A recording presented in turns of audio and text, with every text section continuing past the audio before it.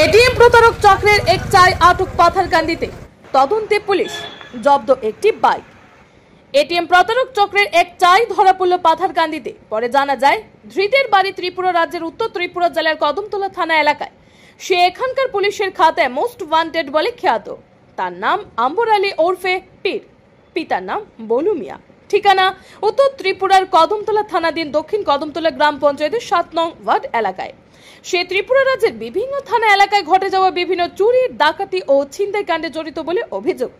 ত্রিপুরা রাজ্যের বিভিন্ন থানার পুলিশ তাকে বিভিন্ন মামলায় অনেকবার গ্রেফতার করে কারাগারে প্রেরণ করলেও সে কয়েক মাস পর পর জামিনে মুক্ত হয়ে ফের নিজের কাজে নেমে পড়ে।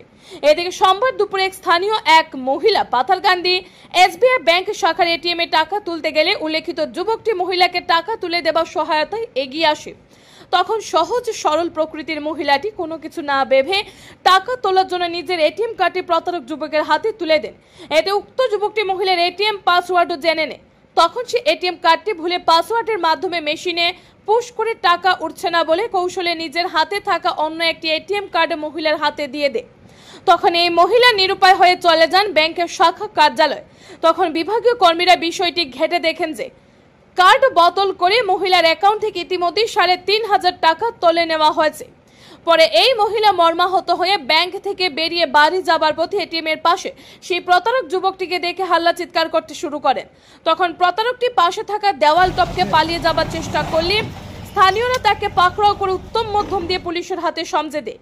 এই কাণ্ড সম্পর্কে পাথারকান্দি থানার ইন্সপেক্টর ওসি সোমেশ্বর কোর্ট জানান যে ধৃত প্রতারকটি প্রথমে পুলিশকে মিথ্যে ঠিকানা ও বিভ্রান্তিকর তথ্য দিয়ে বোকা বানানোর চেষ্টা করে। পরে তার সাথে ব্যবহৃত একটি মোটর বাইক উদ্ধার হয়। পুলিশের ধারণা এই কাণ্ডে আরো কয়েকজন জড়িত আছে।